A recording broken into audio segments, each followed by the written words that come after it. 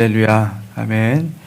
여러분, 우리 주님께서 이 주일에 사랑하는 성도들을 뵙기를 원하십니다. 그래서 우리를 주님은 가장 선한 길로 인도하시는 우리의 목자이십니다. 그래서 우리가 같이 한번 이렇게 성도 서로 함께 축복하면서 인사했으면 좋겠습니다. 예수님만 따라갑시다. 예수님만 따라갑시다. 아멘. 예수님만 따라갑시다. 예수님을 따라가는 것이 가장 안전한 길이고 가장 확실한 길임을 믿습니다. 지난주에 일에는 예배자 한 사람을 회복하기 위해서 사마리아 그 낯선 땅으로 내려가신 그 주님의 이야기를 살펴보았습니다. 주님은 항상 지금도 마찬가지입니다. 주님은 높은 곳에서 낮은 곳으로 내려가시는 분이십니다. 주님은 그 낮은 곳에 예배자가 있다고 한다면 그것이 어디든지 찾아가시는 분.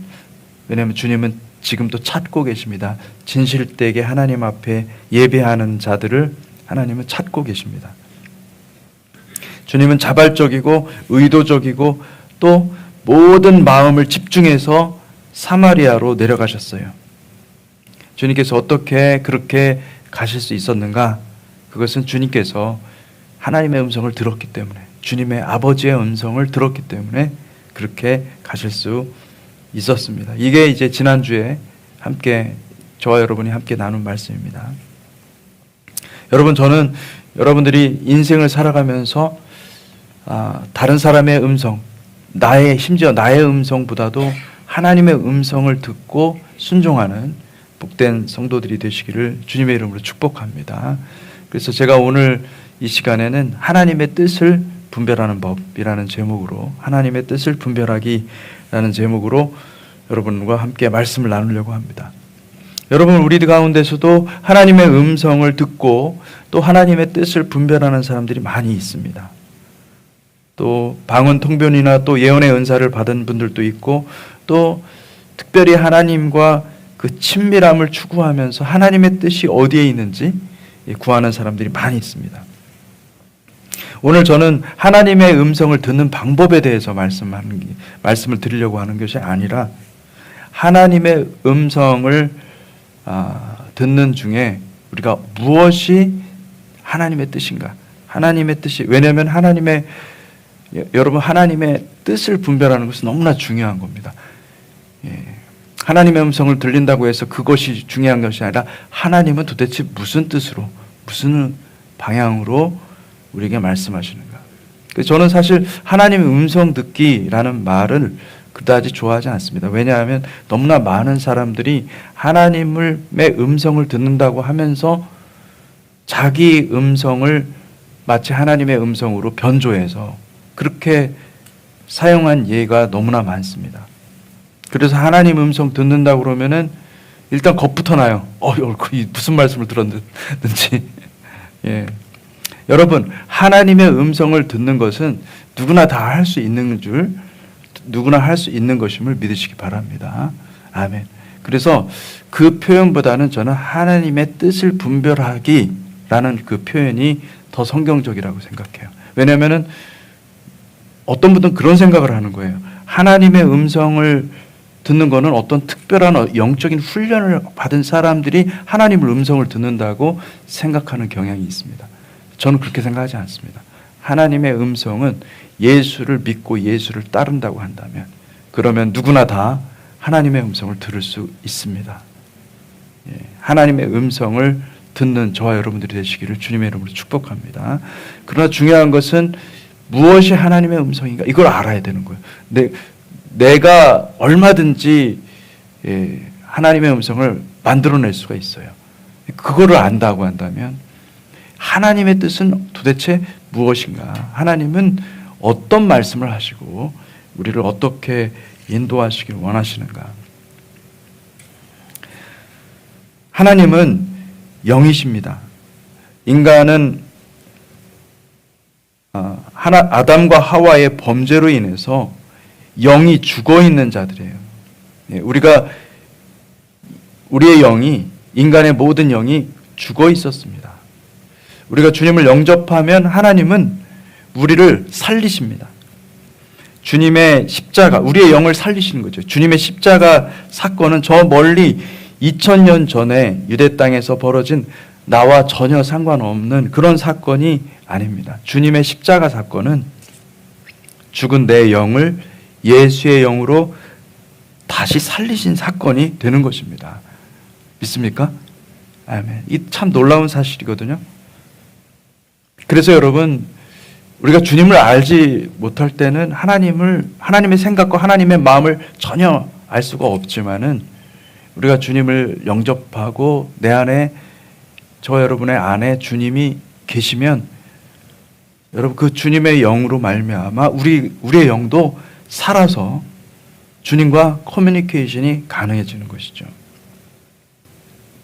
우리의 죄와 허물의 짐은 예수의 육체에 지워져서 영원한 형벌로 들어가는 대신에 예수의 영이 우리 안에 들어와서 새로운 생명으로 살아가게 하신 것입니다.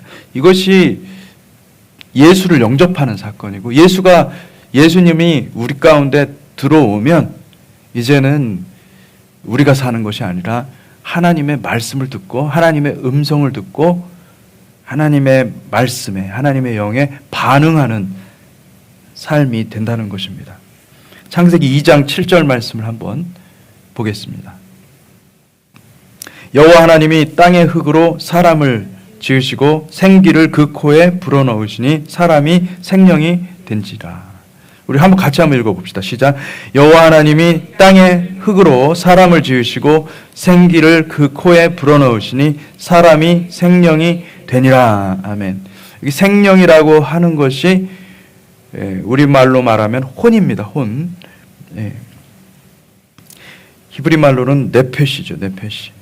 이 네페시가 된 거예요. 우리가 네페시가 됐다는 것은 뭐냐면, 네페시가 되었다는 말은 하나님의 우리를 만드실 때 흙으로 아무 보잘것없는 무가치한 흙으로 빚어서 형상을 빚었어요. 그리고 하나님의 호흡, 하나님의 가슴 속에 있는, 하나님의 마음 속에 있는 하나님의 뜻이에요. 하나님의 바람을 불었어요. 왜 불었을까요? 그것은 이제 우리는 그 호흡으로 살아가라고. 할렐루야. 우리는 하나님과 커뮤니케이션하는 존재로 처음부터 만들었습니다. 그런 의미에서 하나님은 모든 만물을, 여러분 심지어 개나 소도 다 하나님께서 명령하시면 듣습니다. 아멘. 우리는 하나님과 커뮤니케이션 할 수 있는 존재로 다 하나님께서 만드셨어요. 그게 혼의 의미예요. 그런데 성경은 아주 심각한 사건이 역사 속에 일어났다고 고발하고 있어요. 창세기 3장에 보니까 아담과 하와가 범죄하여서 하나님의 영으로부터 단절이 됩니다. 다시 말하면은 인간의 그 네페시가 하나님께 반역하여 자기 정부, 자기가 왕이 되고 자기가 판단의 주체가 되고 자기가 선과 악을 규정하는 존재가 되어버립니다. 창세기 2장 16절, 17절 말씀 같이 한번 읽어보겠습니다. 여호와 하나님이 그 사람에게 명하여 이르시되 동산 각종 나무의 열매는 내가 임의로 먹되 선악을 알게 하는 나무의 열매는 먹지 말라. 내가 먹는 날에는 반드시 죽으리라 하시니라. 여기 죽는다는 것은 육체의 생명만을 말하는 것이 아니라, 여러분 생명은 어디에서 옵니까? 하나님이 창조하셨고 하나님에게서 오는 게 생명이에요. 그런데 그 생명을 끊어버린다는 거예요. 그러면 하나님을 만날 수 없고 하나님을 받을 수가 없어요. 하나님이 공급자이신데 그 공급자가 끊어버리면 우리는 살 수가 없는 거죠. 여러분 우리가 살아가는데 아무 무의미한 인생이 있을 수 있죠. 개나 소나 똑같이 다 똑같은 인생을 살아가는 거죠. 여러분 정말 의미 있는 생명은 뭐냐면은 우리가 주님과 함께 동행하는 삶만이 의미 있는 삶인 줄 믿으시기 바랍니다. 아버지의 뜻대로 살아가는 인생이 참된 인생인 줄 믿으시기 바랍니다. 그러니 생명이 끊어진 거예요. 반드시 죽으리라. 그래 아담과 하와가 그 열매를 따먹고 난 다음에 죽게 된 것입니다. 다시 말하면 하나님과의 교류, 상호작용이 없어진 거예요. 하나님과 호흡할 수가 없게 된 것이죠. 창세기 3장 17절 19절 같이 한번 보겠습니다. 같이 읽어보겠습니다. 시작. 아담에게 이르시되 네가 내 아내의 말을 듣고 내가 내게 먹지 말라고 한 나무의 열매를 먹었은즉 땅은 너로 말미암아 저주를 받고 너는 내 평생에 수고하여야 그 소산을 먹으리라. 땅이 내게 가시덤불과 엉겅퀴를 낼 것이라. 내가 먹을 것은 밭의 채소인즉 내가 흙으로 돌아갈 때까지 얼굴에 땀을 흘려야 먹을 것을 먹으리니 내가 그곳에서 취함을 입었음이라. 너는 흙이니 흙으로 돌아갈 것이니라 하시니라. 아멘. 하나님은 에덴에서 인간을 추방하셨습니다. 그러나 여러분 기억하셔야 될 것은 하나님은 추방하셨다 하더라도 인간을 버린 적이 없습니다. 인간을 구원하시기 위해서 내려오시는 분이십니다. 아멘입니까? 그것이 복음이에요. 만약에 하나님께서 하나님 편에서 가만히 계셨다고 한다면 저와 여러분은 소망이 없습니다. 절망밖에 없죠. 근데 하나님께서는 우리를 위해서 구원하시기로 작정하신 거예요. 인간의 타락 이전에 아담과 하와가 선악과를 따먹기 전에는 하나님과의 소통이 너무나 원활했습니다. 마치 그 행복한 가정을 떠올리면 돼요. 아빠, 엄마, 사랑하는 아빠, 엄마가 있고 자녀들이 너무너무 서로 즐겁게 하고 서로 사랑하기 위해서 막 재미있게 행복하게 사는 그 가정의 모습이 그게 천국의 모습이었어요. 그게 하나님의 모습, 하나님께서 아담과 하와를 창조하신 그 목적이었고 그래서 영의 교류가 너무너무 좋았던 거예요. 성령님의 교류가 하나님의 영의 교류가 풍성하게 흘러넘쳐가지고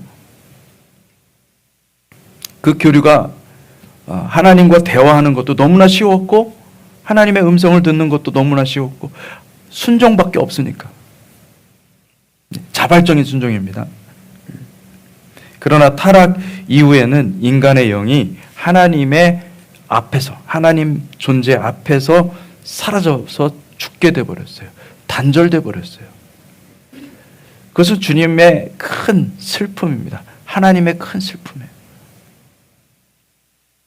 그리고 하나님의 큰 슬픔일 뿐만 아니라 이제 그 하나님께서 하나님 입장에서 보면은 하나님이 창조한 그 인간들이 대적자가 된 거예요. 나를 없다고 나의 존재를 이 하나님의 존재를 무시하는 거예요. 여러분 이게 얼마나 큰 반역입니까? 타락한 인간의 뇌페시에는 이 타락한 인간의 혼에는 지성과 감정, 의지라는 인격 기능만 존재하게 되었고 여러분 이 지정의는 이거는 혼의 기능입니다. 우리의 혼이 가지고 있는 기능이에요. 그 기능을 하나님께서 확 제한해 버렸어요. 왜냐하면 하나님의 영이 공급이 되어야 그 기능이 순기능이 될 텐데 하나님의 영이 떠나가 버린 거예요. 그러니 어떻게 됩니까? 죽어서 소멸해 버린 것입니다. 지정의는 살아있지만은 지정의가 제 기능을 못하는 거예요. 인간의 영이라는 게 있습니다. 이 혼하고 영하고 여러분 어떻게 이게 구분이 잘 안 되죠. 어떤 사람은 영혼이 있고 2분서를 얘기하고 어떤 사람은 3분서를 얘기하는데 여러분 이 혼과 영의 기능을 어떻게 이해를 하시면 되냐면은 혼은 여러분의 정신입니다. 마음입니다. 그리고 의지, 생각, 감정 이 모든 것들입니다. 그런데 우리의 영혼 안에는 모든 것을 다스리는 모든 것을 하나로 만들어서 순종할 수 있게 하는 그 영혼의 보좌가 있어요. 영혼의 왕좌가 있어요. 거기에 성령님이 계셨었어요. 원래. 그런데 우리가 타락하자 그 자리에 누가 올라간 겁니까? 내가 올라간 거예요. 그 자리에 내가 올라간 거예요. 그러니까 혼의 주인은 누구입니까? 내가 돼버린 거예요. 타락 이후에 모든 사람들의 그 영혼의 주인이 누굽니까? 내가 된 거예요. 내가 은혜 받아야 되고, 내가 복 받아야 되고, 내가 성공해야 되고, 내가 인정받아야 되고, 모든 것이 내가 해석하고, 내가 판단하고. 그래서 우리의 꿈은 뭐냐면은 자기 실현이에요. 자기 실현. 세상 사람들은 이것이 죄라고 생각하지 않지만 성경은 정확히 무엇을 죄라고 얘기하냐면은 자기 실현하는 것을 죄라고 하는 거예요. 그러니 세상 사람들은 이해를 할 수가 없죠. 자기 실현하는 게 뭐가 죄입니까? 그게 우리가 인생에 태어난 목적 아닙니까? 그렇게 얘기를 하지만은 주님은 그렇게 얘기하지 않습니다. 죽으라는 거예요. 십자가에서 그것을 죽어야만, 그래야만 산다라고 말씀하고 있는 거죠.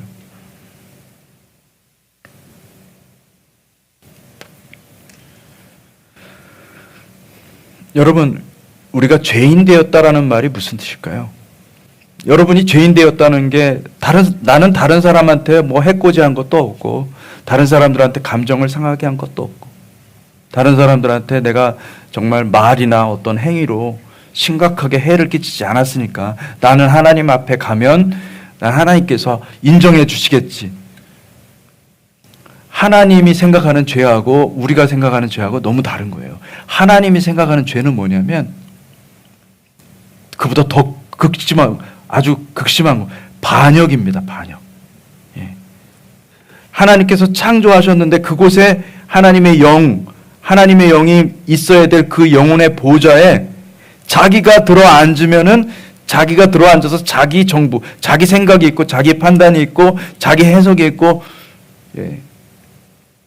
그 자기 나름의 삶이 있으면 그게 뭐예요? 그게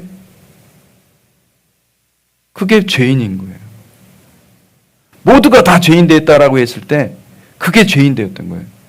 그러면 생각이, 아니 죄인 아닌 사람은 어디 있어요? 다 죄인인 거예요.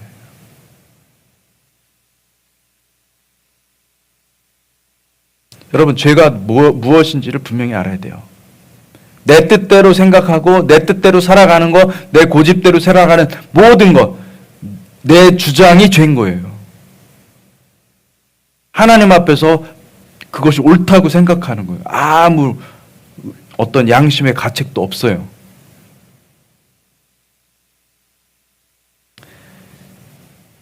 여러분, 타락한 인간의 영혼의 보좌에는 우리의 자아가 있어요.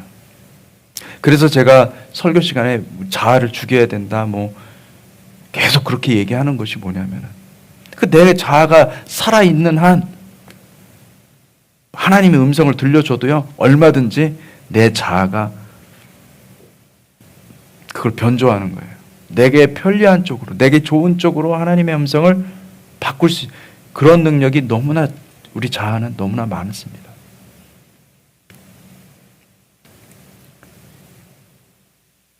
부정하고 싶지만, 나도 부인하고 싶지만, 우리가 그렇게 타락했다라는 것을 인정해야만 그 다음에 십자가를 발견할 수가 있고, 그 다음에 우리가 십자가로 들어갈 수가 있어요.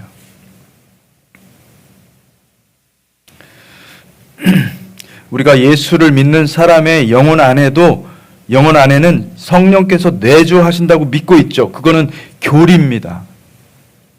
근데 실제로 보잖아요. 우리 자아가 혼을 지배하고 있기 때문에 주님은 우리의 영혼 문 밖에서 기다리고 계세요. 내 자아가 죽지 않으면 주님이 들어올 수가 없는 거예요. 라오디게아 교회는요, 이 사람들이 교회라는 이름을 썼을 때는 이 사람들이 믿음이 없었겠습니까? 믿음이 있었죠. 교리가 없겠습니까? 있었죠. 제대로 된 교리를 다 믿고 있었죠. 근데 그들은 모든 것이 편안하고 잘 된다고 생각하지만 주님을 향한 진실된 사랑과 헌신이 없었습니다. 오늘날 교회의 모습하고 똑같았어요. 주님은 라오디게아 교회에게 말씀하십니다. 계시록 3장 20절 말씀입니다. 함께 읽겠습니다. 시작.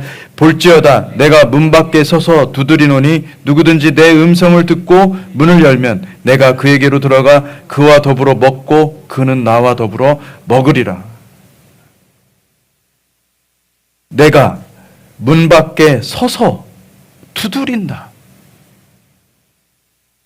여러분, 라오디게아 교회 성도들을 너무 폄하하지 마세요. 이분들을 또 주님을 영접하고 신앙생활 잘하는 사람이었습니다.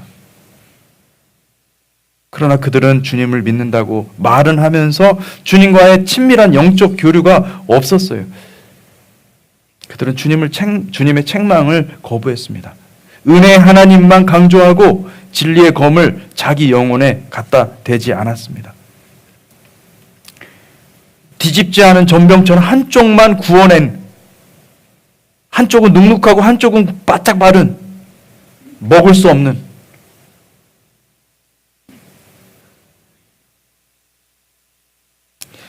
그러자 그들의 영혼 가운데 계시던 주님께서 영혼의 문 밖으로 나가신 것이죠.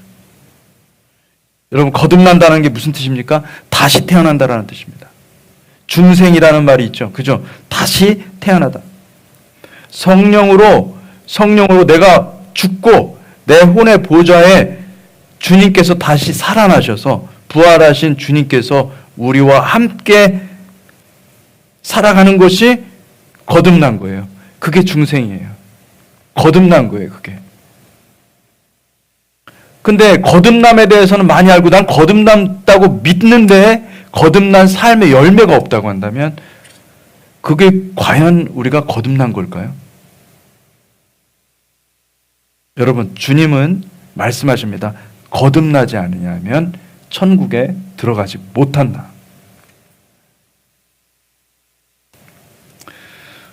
여러분, 성령님께서 은사를 주시잖아요. 성령의 은사를 주시는 건데, 여러분, 이 은사라는 것은 뭐냐면 우리의 뇌, 우리의 그 혼의 일부 기능을요, 락을 걸어놓으신 거거든요. 왜냐하면 워낙에 인간이 범죄하니까. 그런데 그걸 잠깐 풀어주신 거예요. 일부 기능을 잠깐 풀어주신 거예요. 그렇다고 해서 철저하게 여러분, 이 성령의 열매를 맺고 그리고 주님께 복종하는 것은요, 철저하게 자기 부인과 십자가 외에는 방법이 없어요.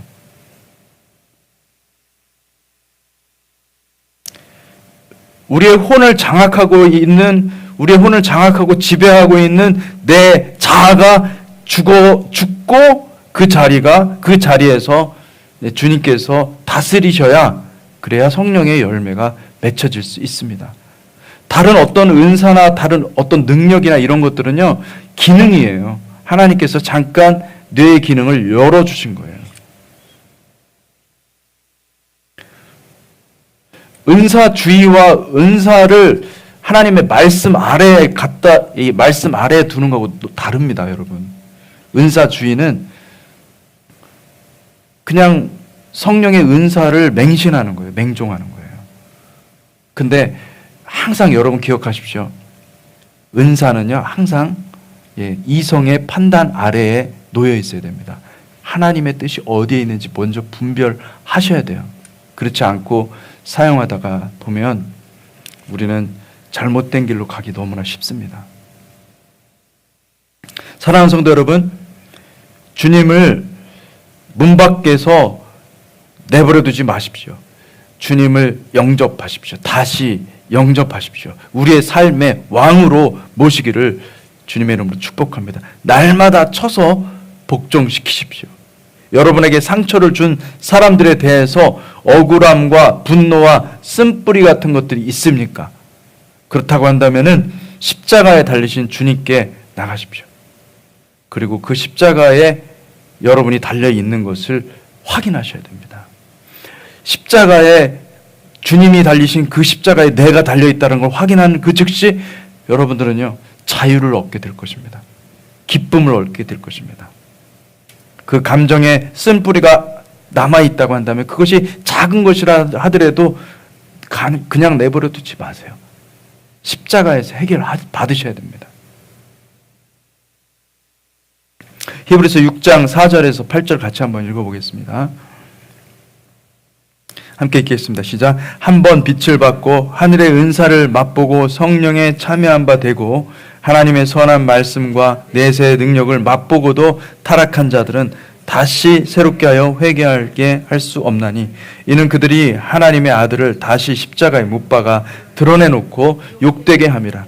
땅이 그 위에 자주 내리는 비를 흡수하여 밭가는 자들이 쓰기에 합당한 채소를 내면 하나님께 복을 받고 만일 가시와 엉겅퀴를 내면 버림을 당하고 저주함에 가까워 그 마지막은 불사름이 되리라. 아멘. 여러분, 신학교에나 아니면 학자들, 이 성경을 연구하는 사람들은 이거 가지고 논쟁이 많습니다. 하나님께서 영원토록 우리를 구원하시기로 작정하시고 구원하셨는데 한 번 구원은 영원한 것인데 어떻게 이런 말씀을 하느냐. 그래서 이거 논쟁이 많거든요. 다 필요가 없어요, 여러분. 필요가 없고 실제로 우리의 삶에 보잖아요. 그러면은 정말 이런 일들이 일어납니다. 은사를 받고 스스로 교만해져서 스스로 하나님처럼 돼가지고 이단으로 간 사람들이 너무나 많고 실제로. 그리고 또 뭐 여러분 정말 우리가 이 말씀, 기록된 말씀에서 떠나지 말라라는 주님의 음성을 우리가 잘 귀담아 들어야 돼요. 그렇지 않고 갈 경우에는요, 우리가 잘못 은사를 사용하거나 은사주의로 넘어가잖아요. 그러면은 하나님의 진노가 임합니다. 왜냐하면은 그 안에 무엇이 있어요? 내 자아가 처리가 안 됐기 때문에. 여러분, 자아 처리는 성령으로 되는 게 아니라 여러분 십자가로 되는 것입니다. 내가 주님께서 이 땅에 오셔서 십자가를 주시고 그 위에서 성령이 사역하도록 하신 거예요. 그 십자가에 우리가 포커스할 때 십자가에서 내 자아 처리가 되고 자아 처리를 하게 하시는 분은 성령님이시지만은 근본적으로 그 십자가가 없었다고 한다면 자아 처리가 안 되는 거예요. 여러분 십자가에서 자아를 처리하시기를 주님의 이름으로 축복합니다. 하나님은 겸손한 자에게 하나님의 음성을 들려주십니다. 아무도 인정하지 않는 곳에서 가장 겸손한 자가 되게 해달라고 간구하십시오. 제가 하나님 앞에 은사를 구했습니다. 하나님 앞에 근데 하나님께서 은사를 주셨대요. 이미 주셨고 하나님, 내가 손을 얹고 기도하면 사람들이 고쳐지게 해주시고, 그리고 또 그 사람들을 전도할 때, 복음 전도할 때 사람들의 속마음도 알고 사람들이 고민하는 것도 알고 뭐 그랬으면 좋겠다는 생각이 들었어요. 근데 그렇게 한참을 기도하고 근데 갑자기 두려움이 임하는 거예요. 무슨 두려움이냐면 하도 이제 성경 말씀뿐만 아니라 다른 데서 이렇게 이야기를 많이 들었기 때문에 내가 교만해지면 어떻게 되지? 여러분, 이게 실제적인 겁니다.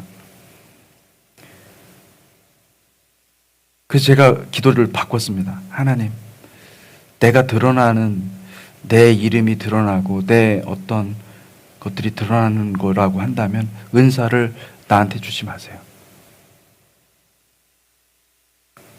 여러분, 하나님이 우리를 사랑하십니다. 저도 두렵습니다. 저도 저 자신을 몰라요. 제가 언제 교만해질지 알지를 못하는 거죠. 근데 그 두려움이 당연한 거 아니겠어요? 사도 바울도 얼마나 그 고민이 많았는지 모릅니다. 베드로전서 5장 1절에서 6절 말씀을 같이 한번 보겠습니다.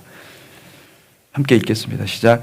너희 장로들 중에 권하노니 나는 함께 장로된 자요 그리스도의 고난의 증인이요 나타날 영광에 참여할 자니라. 너희 중에 있는 하나님의 양무리를 치되 억지로 하지 말고 하나님의 뜻을 따라 자원함으로 하며 더러운 이득을 위하여 하지 말고 기꺼이 하며 맡은 자들에게 주장하는 자세를 하지 말고 양무리의 본이 되라. 그리하면 목자장이 나타나실 때에 시들지 아니하는 영광의 관을 얻으리라. 젊은 자들아 이와 같이 장로들에게 순종하고 다 서로 겸손으로 허리를 동이라. 하나님은 교만한 자를 대적하시되 겸손한 자들에게는 은혜를 주시느니라. 그러므로 하나님의 능하신 손 아래에서 겸손하라. 때가 되면 너희를 높이시리라. 아멘. 여러분, 겸손으로 끝까지 이 길을 천국으로 인도하는 그 진리의 길을 따라가시기를 주님의 이름으로 축복합니다. 아멘. 많은 사람들이 다니는 길은 번영의 길이고 축복의 길이고 기도 응답의 길입니다. 그런데 주님은 말씀하십니다. 내가 길이다. 주님은 말씀하십니다. 십자가를 따르라 말씀하고 계십니다.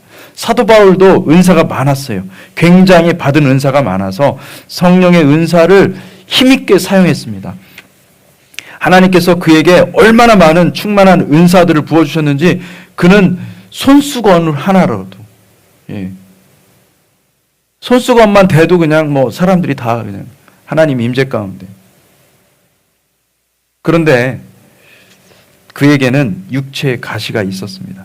일부 학자들은 아마도 이 간질 같은 질환이 아닌가 그렇게 추측을 합니다. 바울이 너무나 고통스러운 나머지 주님께 간구했어요. 주님, 이럴 거라면 저를 왜 사용하셨어요? 너무 고통스러우니까 하나님 앞에 간구해요. 고린도 후서 12장 7절에 10절 말씀입니다. 같이 한번 읽어보겠습니다. 시작. 여러 계시를 받은 것이 지극히 크므로 너무 자만하지 않게 하시려고 내 육체의 가시 곧 사탄의 사자를 주셨으니 이는 나를 쳐서 너무 자만하게 않게 하려 하심이라. 이것이 내게서 떠나가게 하기 위하여 내가 3번 주께 간구하였더니 나에게 이르시기를 내 은혜가 내게 족하도다. 이는 내 능력이 약한 데서 온전하여짐이라 하신지라. 그러므로 도리어 크게 기뻐함으로 나의 여러 약한 것들에 대하여 자랑하리니 이는 그리스도의 능력이 내게 머물게 하려 함이라.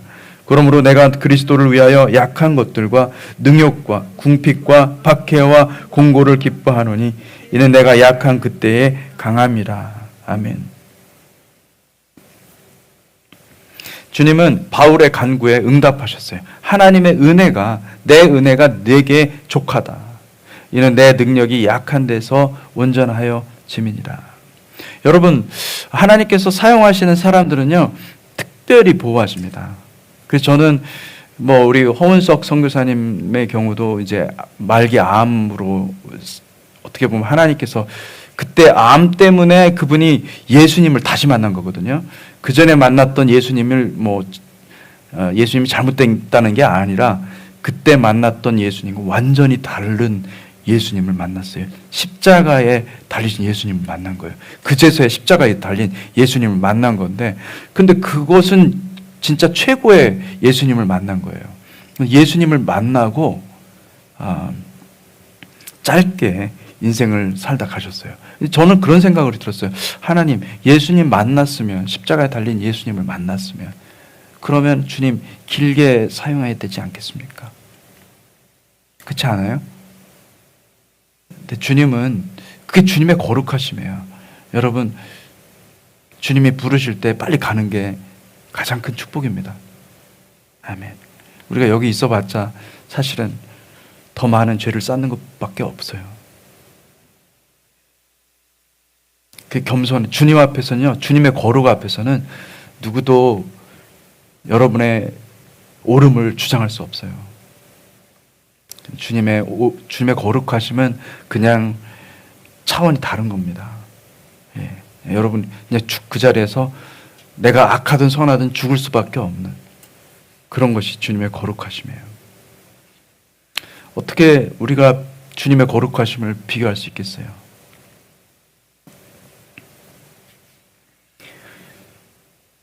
여러분, 주님의 음성은요, 하나님의 뜻은 저와 여러분들이 죽는 것입니다. 자아가 처리가 되는 것이 주님의 뜻입니다.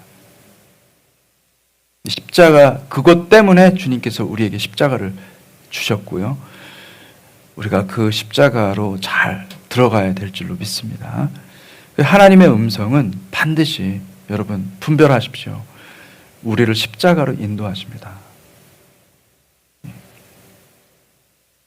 바울이 로마를 향하여 갈 때 예언자들이 얘기했어요. 거기 가면 바울이 환난을 당하다 죽게 될 것이다. 근데 바울은 뭐에 집중한 것입니까? 하나님의 뜻이 무엇인지를 집중한 거죠. 알았어요. 주님이 나에게 여기서 죽기를 원하시는 걸 알았어요. 아버지의 뜻을 아신 거예요. 하나님의 음성은 여러분 뭐 이렇다 저렇다 그거 다 미혹될 수 있습니다. 무엇을 바라봐야 돼요? 십자가를 바라봐요. 십자가를 통과하는 게 하나님의 뜻이에요.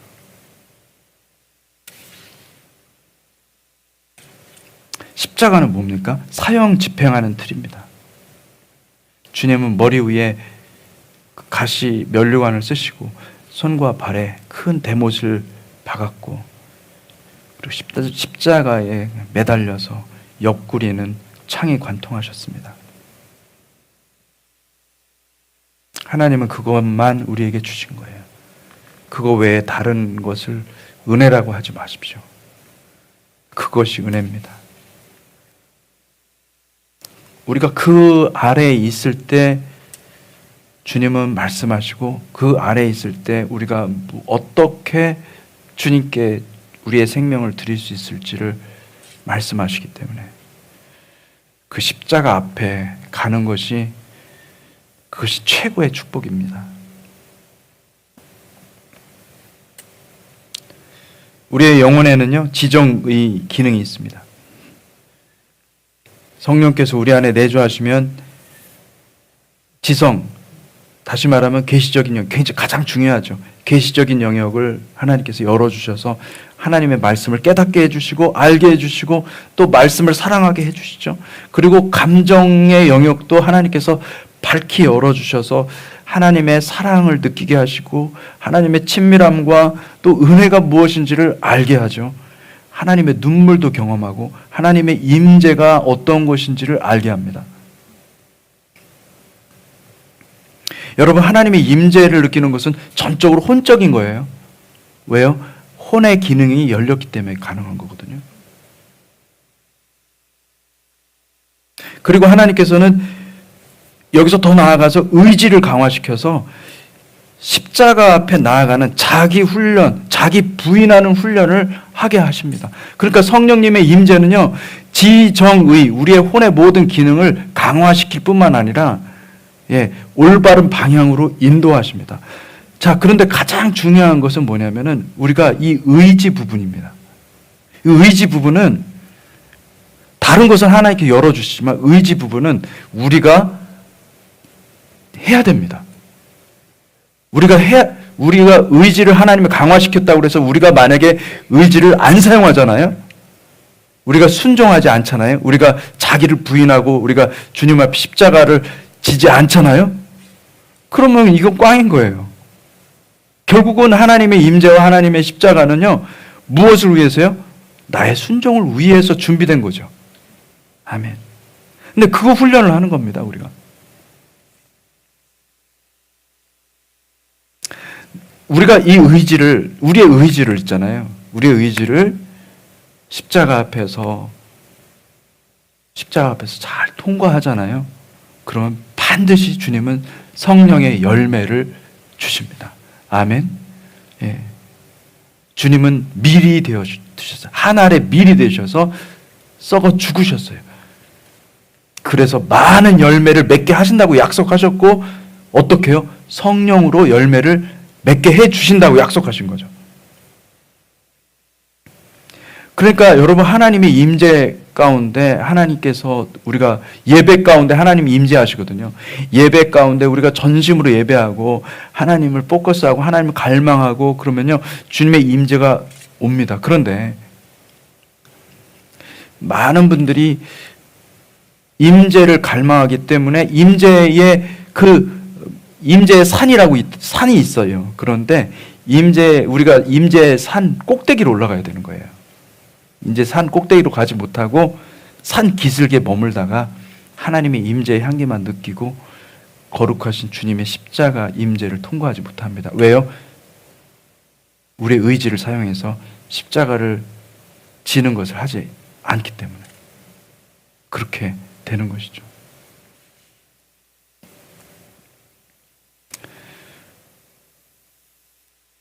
여러분, 여러분 하나님의 임재를 사모한다면 반드시 십자가를 통과하세요. 할렐루야, 아멘. 내가 죽어야 됩니다. 아멘. 그 죽기까지 들어가야 됩니다. 그러지 않고 그러면요, 그 산기슭에는 사탄들도 엄청 많아요. 예, 악한 영들이 얼마나 많은지 몰라요. 그래서 그 참된 임재를 거짓 임재로 바꿔버립니다. 십자가로 인도하는 하나님의 음성은 반드시 회개와 순종과 성령의 열매를 반드시 맺습니다. 그러나 십자가가 없는 하나님의 음성, 저도 영적인 메시지라든지 이런 거를 많이 하시는 분들 이렇게 듣거든요. 근데 종종에 이렇게 보면 이제 미국 분이죠. 미국 분들 이렇게 보면요, 십자가가 빠져 있어요. 희한해요. 이게 저는 그때 이걸 잘 몰랐는데 최근에 들어서 이게 분별이구나 알았어요. 여러분, 십자가를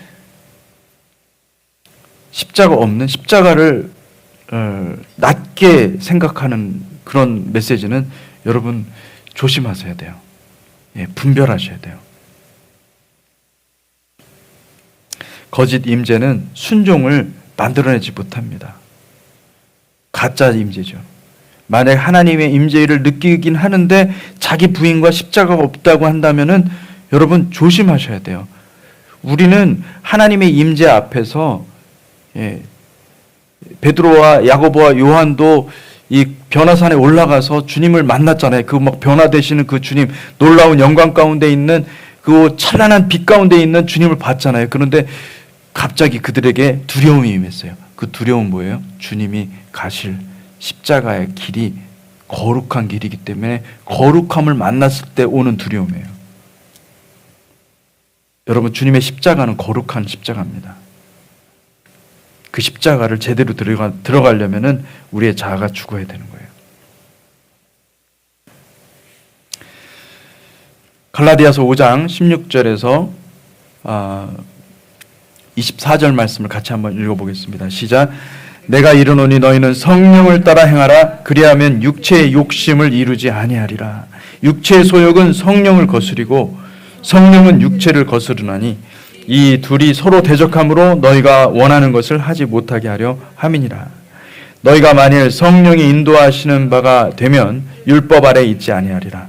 육체의 일은 분명하니 곧 음행과 더러운 것과 호색과 우상 숭배와 주술과 원수 맺는 것과 분쟁과 시기와 분냄과 당짓는 것과 분열함과 이단과 투기와 술 취함과 방탕함과 또 그와 같은 것들이라. 전에 너희에게 경계한 것 같이 경계하노니 이런 일을 하는 자들은 하나님의 나라를 유업으로 받지 못할 것이요 오직 성령의 열매는 사랑과 희락과 화평과 오래 참음과 자비와 양성과 충성과 온유와 절제니 이 같은 것을 금지할 법이 없느니라. 그리스도 예수의 사람들은 육체와 함께 그 종욕과 탐심을 십자가에 못 박았느니라. 아멘. 놀라운 말씀입니다. 여러분, 십자가를 내 마음의 땅에 꼽으셔야 됩니다. 아멘. 이 십자가는 들고 있으라고 준 게 아니에요. 내 마음판에 꼽아야 돼요. 할렐루야. 내 심령 한복판에 깊이 박아야 돼요. 아멘. 그래서 십자가에서 나오는 열매를, 성령의 열매를 다 누리시는 저와 여러분들이 되시기를 주님의 이름으로 축복합니다. 여러분, 참된 부흥은요, 어디서 오는지 아십니까? 십자가에서 옵니다. 십자가에서 회개가 터져나오고요. 그리고 십자가를 제대로 만나잖아요. 그럼 여러분들이 다 복음 전도자가 됩니다. 복음을 가서 증거하는 거예요. 근데 내 하나님의 임재를 경험했는데 복음을 증거하지 않는다. 의심하셔야 돼요. 내가 지금 제대로 하나님을 만난 건가? 의심하셔야 돼요. 하나님 만나면 하나님은 우리에게 십자가로만 계시하셨습니다. 십자가로만 어린 양, 십자가에 죽임당한 어린 양으로만 계시하셨어요. 물론 이 장차 오실 그분은 그 어린 양의 모습이 이 유다 지파의 사자로 오실 것입니다. 그렇지만은 그분이 하신 일들, 우리에게 약속으로 선물하신 그분은 어린 양이에요. 어린 양으로 오셨다는 것을 기억하시기를 주님의 이름으로 축복합니다. 기도하겠습니다.